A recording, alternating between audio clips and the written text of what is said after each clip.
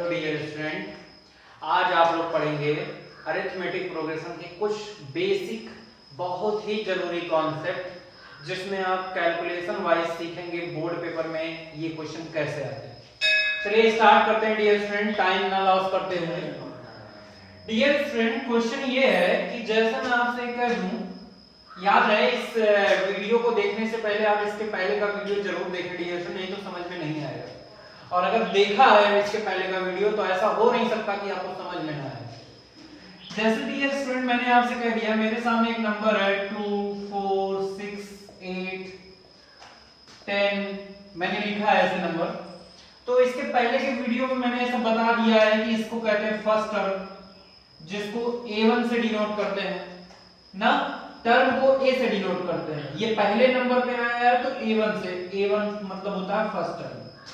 ये है dear student second term A2, ये है थर्ड टर्म जिसको हम लोग कहते हैं A3, ये है फोर्थ टर्म जिसको हम लोग A4 से डिनोट करते हैं, ये है फिफ्थ टर्म पांचवें नंबर पे आया है तो जिसको A5 से डिनोट करते हैं। अगर हम ऐसे चलते चले जाएं, ऐसे चलते चले जाएं तो क्या आप इसके आगे का नंबर बता सकते हैं क्या आएगा? अभी 2 है, फिर 4 है, फिर 6 है, फिर 8 है, फिर 10 है। ऐसा नहीं लग रहा है, दो दो का इंक्रीज हो रहा है। देखो यहाँ 2 इंक्रीज हुआ, फिर 2 इंक्रीज हुआ, फिर 2 इंक्रीज हुआ, फिर 2 इंक्रीज हुआ। अगले 10 में आप 2 इंक्रीज करेंगे तो कितना हो जाएगा? 12 हो जाएगा। ऐसे 2 और इंक्रीज करेंगे तो 14 हो जाएगा ना। अच्छा डियर स्टूडेंट, ये आप जो बता रहे हो ये कौन सा टर्म है? 6 टर्म, ये 7 टर्म। एक चीज बताओ डियर स्टूडेंट, अभी आपने बताया कि हाँ ये छठवें नंबर पे यानी 6 टर्म पे 12 आ रहा है। अगर मैं ये दिमाग ना लगाऊं, जैसे आपने बोला कि 2 इंक्रीज हो रहा है, ऐसे ऐसे आपने अपने दिमाग से बताया कि 10 के बाद 12 आएगा ना, 10 के बाद 12 आएगा। लेकिन मैं अगर इतना दिमाग ना लगाना चाहूं, किसी फार्मूले से निकालना चाहूं कि 6 नंबर पे कौन आएगा, तो कैसे निकालूंगा? तो इसके लिए एक फार्मूला है डियर स्टूडेंट, वही मैं आपको बताने जा रहा हूं। ठीक, चलिए वो फार्मूला क्या है उसको नोट कीजिए। उस फार्मूले को बोलते हैं nth टर्म। अभी मैं समझा रहा हूं क्या है nth टर्म। कुछ लोग इसको दूसरा नाम देते हैं general term, general term of an AP. आपको पता है ना, यहां 2 से 4 हुआ तो 2 का गैप है, 4 से 6 हुआ 2 का गैप है, 6 से 8 हुआ 2 का गैप है, 8 से 10 हुआ 2 का गैप है। तो जब गैप फिक्स हो, गैप फिक्स हो दो नंबर के बीच का लगातार, तो उसको हम लोग क्या बोलते हैं? एपी। मतलब ये जो आपने सीरीज लिखा है चेन, इसको हम लोग एपी बोलेंगे, अरिथमेटिक प्रोग्रेशन। अब बात आती है जनरल टर्म क्या होता है, nth टर्म क्या होता है। तो डियर स्टूडेंट,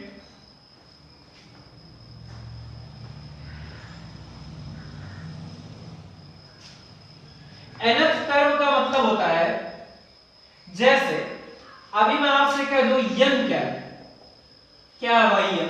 बहुत लोग यन के बारे में पूछते हैं यन क्या है, आप यहां यन लिखते हैं यन क्या है? तो डियर स्टूडेंट, यन का मतलब होता है आप जिस टर्म को पाने की इच्छा रखते हैं। जैसे अभी मैं आपसे कह दूं ये पहले नंबर पे आया फर्स्ट, ये सेकंड, ये थर्ड, ये फोर्थ, ये फिफ्थ, ये 6 नंबर पे आया। आप चाहते हैं, मुझसे आपने पूछा कि बताओ, मैंने इसको क्वेश्चन मार्क दिया, मुझे नहीं पता। मान लीजिए मैंने आपको बताया नहीं कि यहां क्या आएगा, और आपसे मैंने कह दिया कि बताओ छठवें नंबर पे कौन आएगा। तो यही जो 6 टर्म तुम बोल रहे हो, मतलब छठवें नंबर पे पाने की इच्छा है तुम्हारी, क्या आएगा? तो उसी को यन कहते हैं। यन मतलब 6।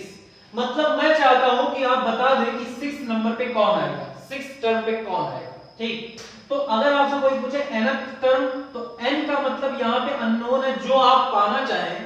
अगर मान लो कोई लड़का कह दे बताओ 10th नंबर पे कौन आएगा, 10वें नंबर पे, तब मैं n की वैल्यू क्या रखूंगा? 10 रखूंगा। अगर कोई आपसे कह दे कि आप बताओ 4th नंबर पे क्या आएगा, तब मैं n की वैल्यू क्या रखूंगा? 4 रखूंगा, क्योंकि मुझे चाहिए क्या? 4th नंबर पे कौन आएगा। ठीक, अब डियर स्टूडेंट, अगर मैं आपसे ये कह दूं ठीक nth टर्म को कैसे डिनोट करते हैं, तो मैंने आपको इसके प्रीवियस लेक्चर में क्या बताया है? टर्म को किससे डिनोट करते हैं? टर्म को a से डिनोट करते हैं। प्रीवियस लेक्चर देखें आप। और क्या लिखा है, कौन सा टर्म चाहिए? nth के लिए नीचे n लिखते हैं। अगर मैं कहता था फोर्थ टर्म चाहिए तो आप फोर्थ लिखते, अगर आपसे मैं कहता था फिफ्थ टर्म चाहिए तो आप फिफ्थ 5 लिखते नीचे, अगर आपको कहता था सिक्स टर्म चाहिए तो आप नीचे 6 लिखते, आपको nth टर्म चाहिए तो नीचे आप n लिखते। यही फार्मूला क्या है, चलिए आते हैं इस फार्मूले में। ये क्या क्या बताता है, इसको कहते हैं nth टर्म, और ये हमें क्या बताता है, ये हमें बताएगा कि nth टर्म पे कौन सा नंबर आएगा। अब वो n क्या हो सकता है, n हो सकता है कि आप चाहे 6 नंबर पे पता करें, चाहे 4th नंबर पे। अभी मैं इस पे एक क्वेश्चन बताता हूं आपको, इसका फार्मूला याद करें dear, a plus n minus 1 into d, ये इसका फार्मूला, इसको आप नोट करें, इस फार्मूले को नोट करें, पहले इसका फार्मूला नोट करें।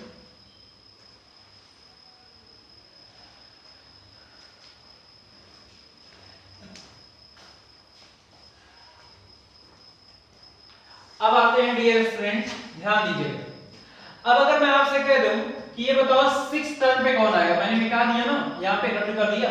अब देखो मैं कैसे फाइंड करता हूं 6 टर्म पे कौन आएगा।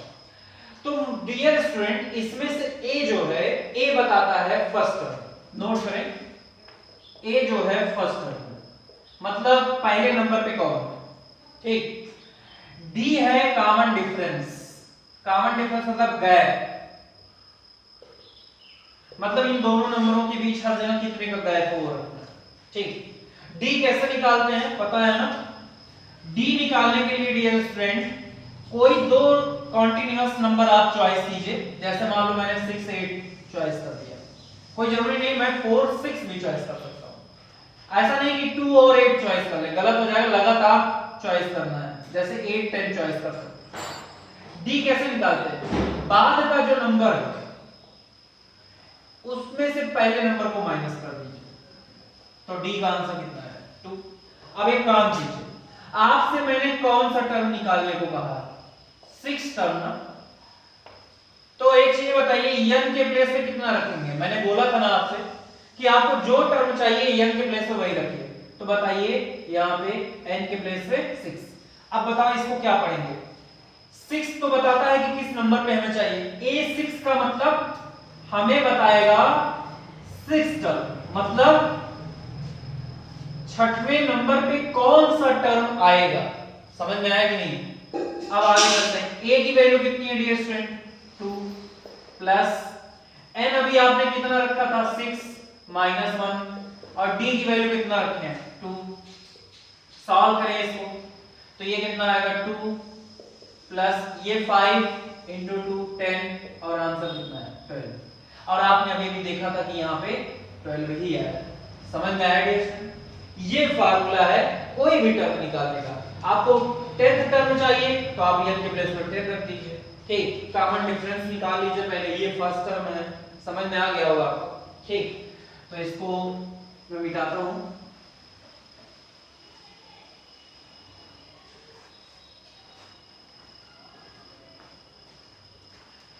डियर स्टूडेंट अगर मान लीजिए मेरे सामने ये लिखा है 11 8 5 डॉट डॉट, मैं आपसे कह दूं कि इसका 20th टर्म कौन सा होगा, मतलब मैं आपसे कह दूं कि 20वें नंबर पे कौन सा टर्म आएगा, मुझे नहीं पता। अगर मैं आपसे कह दूं 20वें नंबर पे, जैसे ये फर्स्ट नंबर पे आया, ये सेकंड नंबर पे आया, ये थर्ड नंबर पे आया, ऐसे 20वें नंबर पे कौन आएगा, ये तीसरे नंबर तीसरे प्लेस पे आया ना, ऐसे 20वें नंबर पे कौन आएगा ये आप कैसे पता करेंगे। अगर आप यहाँ पे ऐसे चेक करते गैप चेक करते चलेंगे तब तो बहुत लंबा हो जाएगा। यहाँ देखो 3 का गैप है, 11 से 8 हुआ, फिर 3 का गैप है, ऐसे ऐसे बहुत लंबा टाइम लग जाएगा।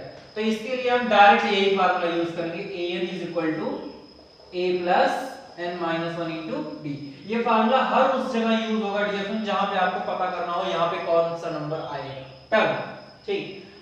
अच्छा डियर स्टूडेंट पहले काम हम इसका कॉमन डिफरेंस निकालते हैं, d कैसे निकलेगा, 8 में से इसके पहले का नंबर 11 माइनस करेंगे तो कितना आएगा -3 आएगा, ठीक। अब बताओ आपको कौन सा टर्म चाहिए, 20वें नंबर पे 20th, तो अब बताओ n की वैल्यू कितना रखेंगे, 20 रखेंगे, रखिए n की वैल्यू 20।